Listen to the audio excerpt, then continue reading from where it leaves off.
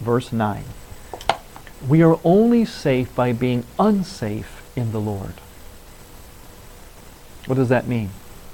It means trying to live life in the Spirit. And the Spirit means live life according to how God designed things. But live knowing that as we try to live and embrace, just like as I always teach, and you know, my talks and things, especially when it comes into modesty, pornography, lust, all those kind of things, we have to come to the point to be able to see as God sees. I call it see, pray, and pass on. Or is to see that which is beautiful, especially with men, learn how to see, make it move you to prayer, to higher things, and then to move on. Now in that process, can someone fail? Can someone be, as they try to cross that threshold into real purity of heart, can they be singed a bit? Is it possible? Yes, it might happen. So are we saying that God waits for that to happen? So you're trying to see correctly, but you failed. Good, bam, there you go, going to hell. You think that's what God is doing?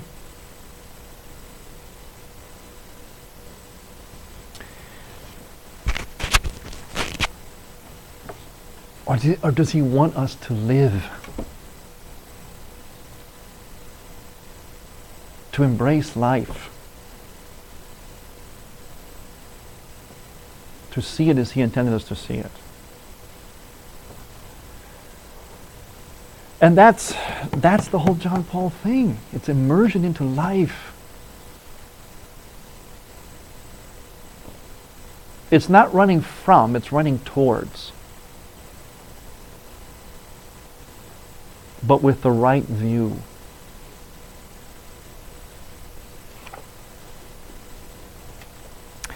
Let's now go to analysis of the verb to use. It's interesting. John Paul II taught us that the opposite of love is not hate. It's rather to use, as we'll see. Page 21. The world in which we live is composed of many objects. The word object here means more or less the same as entity. That is not the proper meaning of the word, since an object, strictly speaking, is something related to a subject. A subject is also an entity which exists and acts in a certain way. It is then possible to say that the world in which we live is composed of many subjects. Okay, I'm going to drop down because the other part gets kind of heavy. I'll translate it. The last sentence in that paragraph. We must then be clear, right from the start, that every subject also exists as an object, an objective something or somebody. Somebody. Okay, subject and object, two important words. It's going to be key. Subject means we have a subjective experience. In other words, we can reflect on life, on ourselves. But we're also an object. We're an entity. We're a thing. You know, we're a person. We're a human being. In other words, I see you, right? You are, what's your name? Evelyn. Okay, I see Evelyn. Okay, Evelyn is I can say Evelyn, there's a person, Evelyn. But that's not the extent of you, right? You're not just a name or a thing sitting there, or even just a human being sitting there. You have a subjective, you experience life as Evelyn, as a human person. I experience you, you experience me, we experience life. So we can talk about you, but we have to talk about you, or talk about me, whatever, from the sense of us as experience. So we reflect on our own experience. And this is something that separates us from the animals. Animals don't reflect on their experience. They don't look at themselves as something they can sort of stand outside themselves and think and talk about themselves. I can do that with you, you can do it with me, we can do it with ourselves. In other words, we reflect on ourselves, on our own experience, on who we are, what we feel like, just like the sacrament of confession or whatever, examination of conscience, we can reflect on our experience. We are an object, we're a person, we're a human creature, but we're also subject. This is what differentiates us. And we are always that, object and subject at the same time. As an object, a man is somebody, and this sets him apart from every other entity in the visible world, which is an object is always only which as an object is always only something. Okay, so we're not just a thing, we're a somebody. We're this object that's of somebody, not just a thing. Okay, so animals can't be subjects because they're not persons? They can be like the subject of a sentence. Yes, right, but they don't have... like a doer, but they're not a subject in the philosophical term. Exactly.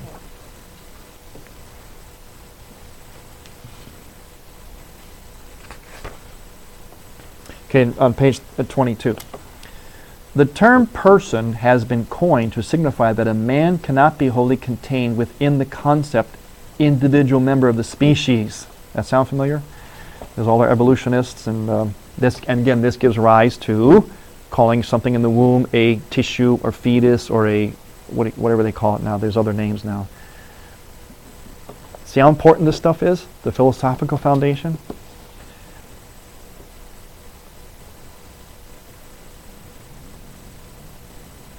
There is something more to him, a particular richness and perfection in the manner of his being, which can only be brought out by the use of the word person.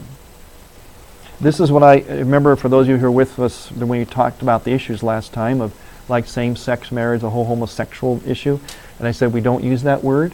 Our starting point is person. Person, person, person.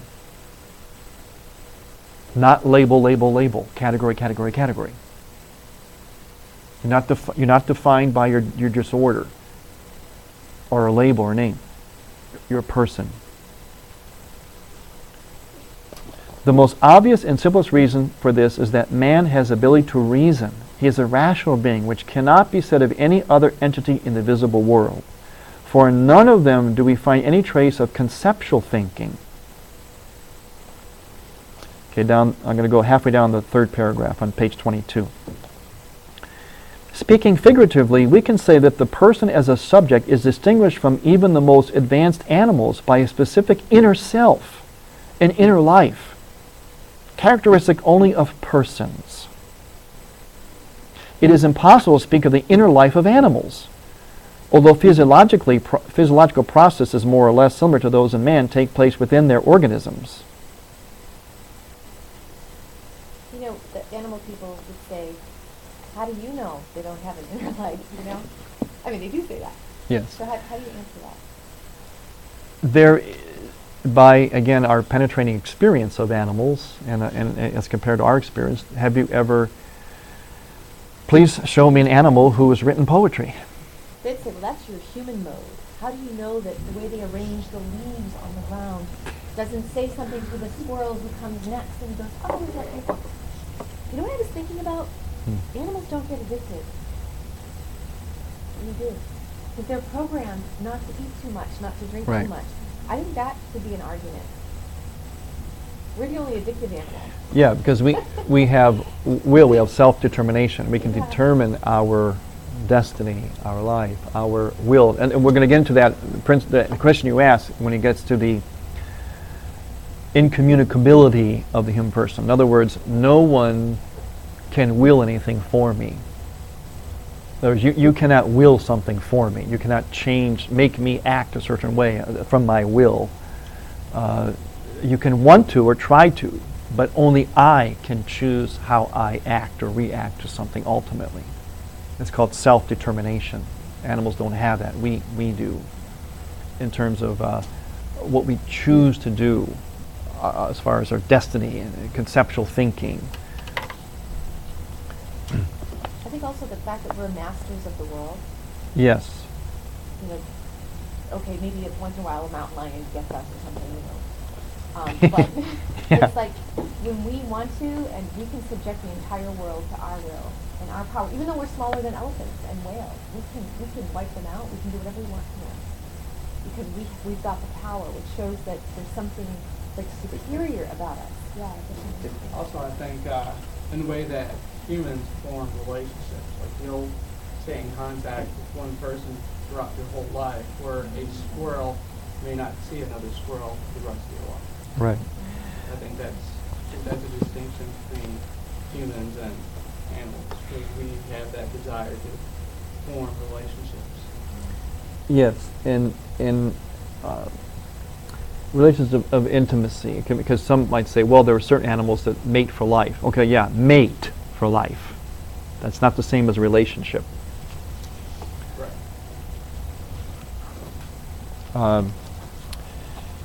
We see in the animals aspects of us, but in undeveloped and primitive ways. They have hints. We share something in certain hints.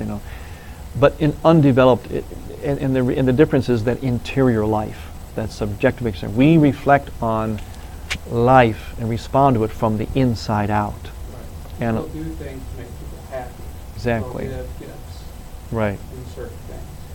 Where an animal, you don't see an animal or squirrel giving another squirrel and not to make them happy.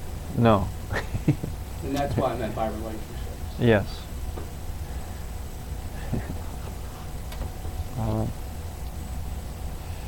Where am I? Okay. Page 22 at the bottom.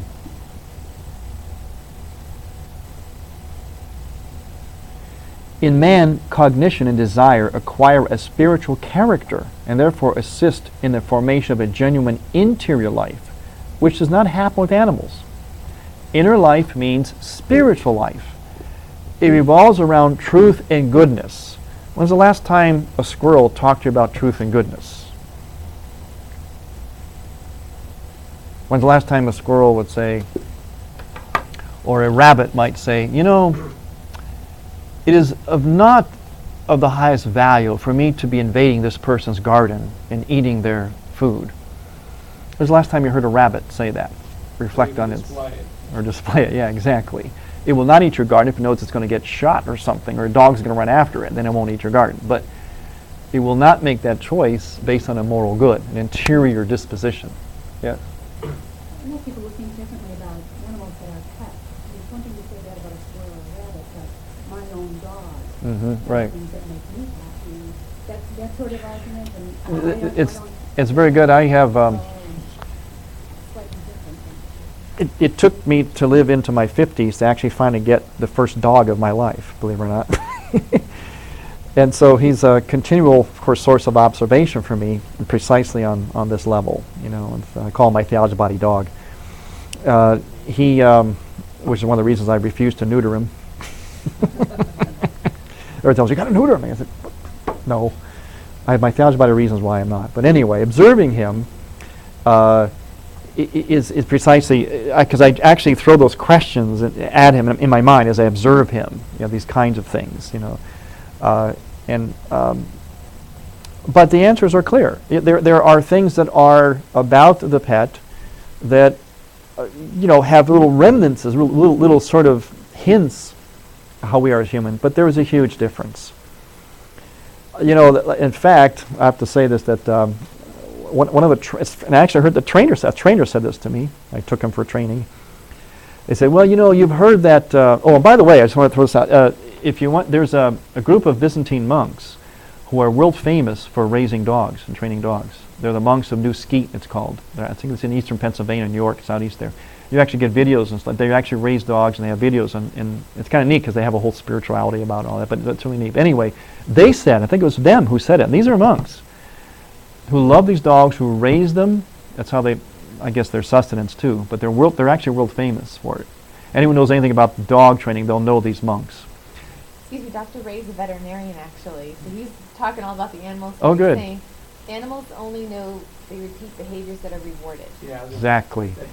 And he's saying your non-neutered dog will not be contained by a 6-foot fence if there is a dog in heat within a half a mile. Everybody keeps telling me that.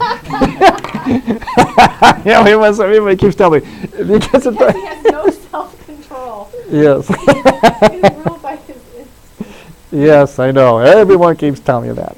And then, there are certain situations where a dog will pick up on someone not being happy or sad, and they'll do something Yes. like a lick on the face or a nudge Yes, with a yes. snout.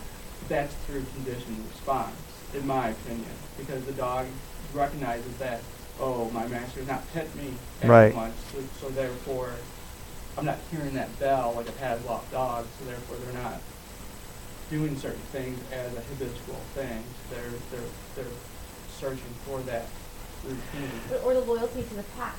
You know, you have to Exactly. keep Yes. the relationships in the past Right. good, Right. Loyalty because that's your survival. You know, remember the past. And they, That's what would be my argument. right. I think we don't have to put animals down. Animals are awesome. What I always tell the teenagers, Oh, yeah. I love animals, I'm always like, you know, God made animals awesome. They have They a did. sort of emotional life. They have Yes. an intelligence, even some memory. They've got some memory going on there, and they mourn their dead, you know, the higher animals. Yes. You know, we call it mourning. We're personifying them. But Right. whatever little ritual they're doing. But then I tell them, but God made us even more awesome. Like that. Yes. So instead of putting Right. animals down to lift us up, I Right. lift the animals up, and then I put us even higher. You know? Well, I think Yeah. it's intertwined. I think it's important to have that relationship. Why else would, you know, God put the animal in life? I mean, it kind of plays like you don't want a human kicking a dog and Right. doing awful things like killing it with one foot. So therefore, we're fulfilling God's kind of purpose by displaying a love to that animal, Right. which kind of transcends and does. I'm not even sure, but it might be in the catechism that the animals exist to glorify God. Yes. To me, that's reason enough, but It is. I'm looking for a way to respond to those people who are saying to me, you know, my pet has a soul, my pet is, you know, they don't see the distinction between humans and, I mean, this that whole talk about animal rights and. Right. They don't- I know. So just You know, the thing is always is do the honesty thing. You know, go into the Word. You know, when you talk about soul, love, whatever. What are these things really? How are they defining them really? That's the key. If you want to have the comebacks, what you do is don't think of it like how do I respond to them. Engage them in a search for the honesty about the meaning of the words they're using. Like if they say, "Oh, my dog loves," or "My dog," okay, what do we mean by that? How is it different than human, whatever? In terms of a dog's soul, a dog or an animal has some kind of, because it's life, has some kind of, I think even Aquinas says that there's some kind of soul there or spirit, but not an immortal one. The dog does not know God as we know God, will not know God as we know God, and have that relationship, interior relationship with God, that intimacy. Does it have some kind of a soul or whatever? We don't know. It may be something like that, some sort of, but not as we have, not an immortal soul that engages in a conscious, intimate relationship with God. Sometimes I'll ask my dog, you know, I said, "Do you know who God is? God created you. God, you're such a wonderful creature. Do you know who God is?" And he just kind of looks at me, you know. One thing, my cat is sort of mean to me. Well, getting back to these monks, they one of the things they said was, you know, you hear this saying, "Oh, dogs have unconditional love." He goes, "Not really. They want what they want, basically." You know, really, they're basically, in a sense, selfish. And I don't mean that in a put down way. Because they have needs, and you're part of getting their needs. You know. When I had a new puppy, something happened I can't explain in terms of those things. It was, you know, a few weeks old, and I was holding it, and I dropped it flat, that landed on its stomach, and I was in tears, you know, and I held it, and it comes up to me immediately, and it's licking me and trying to comfort me as it's crying. It was like, it couldn't have been a response that it had learned really yet. No. So I was just, you know, it definitely, you know, seemed to have compassion or something, you know. So those sorts of things are hard to explain, except to say, well, when God created the world, He always said, and it was good, you know, there's something good in it. Oh yeah. The vet said the dog gives love because it is the only choice. They only know one way to be loyal, no matter how bad the master. Yes. Very good. I'm glad we have this veterinarian on board with us. I hope he stays with us, because see, this book is going to inspire this kind of conversations. It's really great. You'll see. And wait till we get into the wow. Really. The puppy isn't choosing that behavior. That's what he's programmed to do. Yeah, I suspect that what he may have been doing was, maybe the veterinarian will tell me, but my suspicion is when you dropped it and got hurt, he thought, or she, was it he, thought that you were mad at it. You were hurting it, so it came to you to make up to you. But also to see that you were in distress, you know. Yeah, it could have ran away. I mean, it could have gone off Yeah. on Yeah. its own, but it chose Yeah. to come to you for attention. It's amazing how you know, dogs, animals basically are saints, because a dog always remains the fullness of dogginess. It never can act less than a dog or more. It is true to what it is. See, sainthood is being true. Sainthood is about integrity, being true to what something is. That's why nature is holy. You know, it is what it is, and it always remains what it is. Like a tree doesn't decide to, you know, I'm going to uproot myself tonight and walk over and rob a bank, you know, or I'm going to lay down in the street so cars hit me. A tree just keeps being a tree. So in a sense, that's why all creation is holy. In a sense, like I look at my dog and say, you know, he's like a saint in a sense. He will always be consistent to what he is, to the essence of dogginess, you know. You can always count on this animal being what it is. The human person, though, because again we have this free will, we can move outside of our humanness, which is defined by sanctity. We can act less than human by killing, sinning, hurting. Because by nature, what is the human creature? Okay, if we know what a dog is there to serve human beings. It always acts this way. Okay, we know what it is. What is a human being? A human being is that creature which images God, an image likeness of God, which means what defines a human being is perfection, holiness. Now, we're the only creature that can act outside of who we actually are because of sin.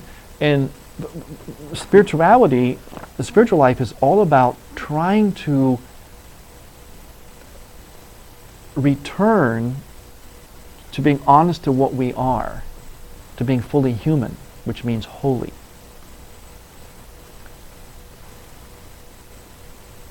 And the dog, you know, in a sense, the dog already has it. You know, look at dogs. He will always be what he is. So I must always be what I am supposed to be as a human. Kind of sounds like you're saying that we should perceive the dog as how we should be perceiving ourselves as Yes. going back to Yeah, exactly. perfect spiritual person. And yes, and you know, the other thing too is that the dog, certainly mine does it. I tell people, like, when he greets people at the door, or he sees me or whatever, you know, it's like the first time he ever saw you. You know, he just explodes with joy and all that. And I tell people, you know what, and I learned from that, I said, that's how God sees us. And that's how we're supposed to see each other. That every time we see each other, it's like the first time we ever saw each other. Like you're the last person on earth. You know, the dog sees us all the time that way. And that's how God sees us. And to me, that's a message that God is saying. Tom, see that dog? That you're supposed to be like that to people. And because that's how I see you and every human being. Every time I see you, I jump for joy. And that's how we're supposed to be. Instead of, oh, how you doing? You know, look at that guy. Look at that traffic. You know. What? Yeah, what? Well, exactly. What? No, we're supposed to be like as if, you know, we're seeing each other for the first time, every time. And the dog does that because the dog is holy in its own way. We have to remind it to be that way. We have to try to be that way. He's automatically that way. So it's like of so much more value when a human being chooses to do something Yes, yeah, good. it is, yeah. Whereas the animal's always going to choose to do something Yeah. good. Even They killing almost- another animal or They almost, disobeying the master, he's doing it for some reason. Yeah. That's intrinsic to being a dog. exactly, right. But, you know, so that's why it's of such great value whenever we choose Yes. to do something good. Because we can choose not to. Yeah, 'cause that's the mark of love. You know, I mean, if love is not chosen, then it's really not love. That's why I said, but the dog loves you. Well, yes and no. I mean, can he choose otherwise? He may be afraid of you because maybe somebody abuses it or whatever, but he... And the doctors say, the veterinarians say that different dogs, and I watch Cesar Millan, so I know, Mhm. different dogs do have different, like, personalities. Some are timid, and so Yeah. the timid dog might have, like, gotten away from you, like, oh, she dropped me, now what's she going to do to me? Yeah. But a more aggressive dog might have bit you, and the average dog probably, like, oh, I gotta make her happy again, please don't drop me again. You know. Yeah. So there is a difference among Yeah. them. You know. Yeah. Gosh, John Paul II gets us talking about dogs. Isn't that amazing? This is so important today, though, because more and more and more people are saying that animals are people. They are. Persons and, Just, you know, equating them. you see, we don't have that's why I keep saying, we don't have an idea of the human person. We know why we're human. We lost it. And that's what he came along to. A vision of the human person. It just sounded me that, I mean, if people acted holy, that they would respect the human person, they would respect the unborn. I think if we thought about avoiding puppies, people would go crazy. Yes, yes. They look at animals, or the dogs, and they can see how beautiful they act. You know, Right. that it's not a choice, like you're saying. Right. But if we became holy, I think that would be a great step forward in having people respect the human person. Exactly, because holiness, another thing too, in that regard, like the difference to us and animals, because of our interior life, if you really want to get down to the difference between animals and humans, if you really want to get to the most definitive example, is that only the human person can offer. We're the only ones that can offer back to God what was given to us. I mean, when's the last time you saw the squirrel offering Mass? Thank you, Lord, for this acorn. Only we can perceive, and through our interior experience, this, we can reflect on this objectively. This is good. This has come from a source, from a God. We are filled with its goodness, and so we spontaneously offer it back to God in praise and thanksgiving, which is why when we're in Eucharist, it's when we are being most fully human. Which is why when people don't go to church, they really never are reaching or living their full human. They're never touching that full humanness. You know, the apex of the human person happens in Eucharist, in which we offer back to God what was given to us. And that obviously points to an unfathomable, deep interior life. But we can reflect subjectively on the objective experience.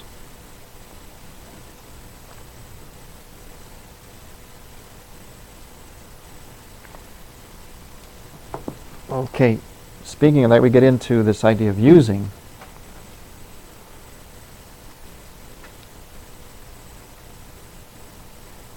Where are we here? 20. Oh, no, not yet. Okay, 23, halfway down the first paragraph, in the italics. A person is an objective entity which as a definite subject has the closest contacts with the whole external world and is most intimately involved with it precisely because of its inwardness, its interior life. It must be added that it communicates thus not only with the visible but also with the invisible world, and most importantly with God. This is a further indication of the person's uniqueness in the visible world. Now a little bit further down, a human person as a distinctly defined subject establishes contact with all other entities precisely through the inner self. And neither the natural contacts, which are also its prerogative, since it has a body, in a certain sense is a body, nor the sensual contacts, in which it resembles the animals, constitute its characteristic way of communication with the world. It is true that a human person's contact with the world begins on the natural and sensual plane, but is given the form proper to man only in the sphere of his interior life.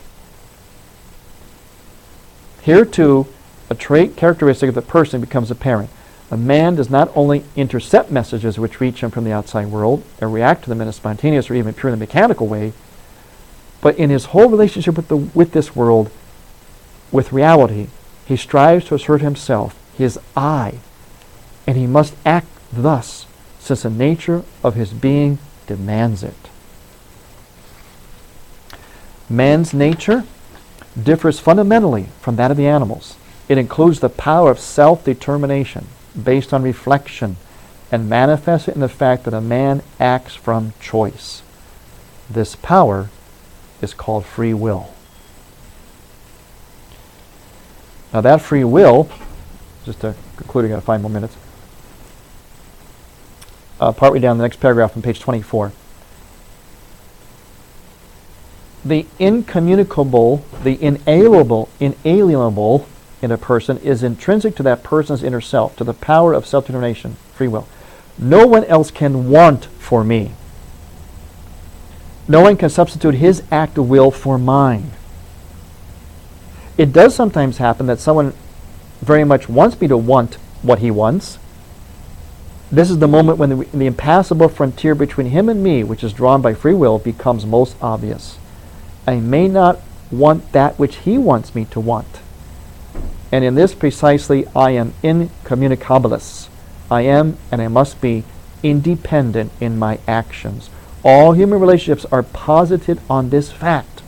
All true conceptions about education and culture begin from and return to this point. Page 24. Okay, so it's about free will and how that makes us unique as a person. In other words, you cannot want for me. You cannot climb inside of me and desire what I desire and choose what I choose. The way I choose it, how I choose. You can't do that. I can't do it to you. And this is why it's so wrong we try to impose that. You see, he's setting us up for this idea of using one another, dominating. Very essential stuff, especially for marriages.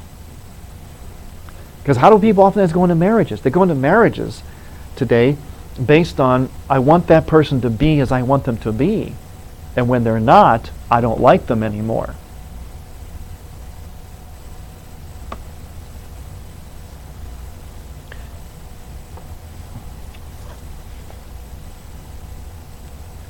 It's that unraveling of the mystery of the person. So I tell married couples a lot, I said, look, this person you married, see, mystery is about something revealed, something hidden, all at the same time. You know this person, you know them well, but you're always in a process of coming to know them more as they are to you. And that unraveling is continuous, and it unravels the good and the not so good about the person. But that's where the choice to love comes in. I choose to love this person even as the mystery of them unravels before me.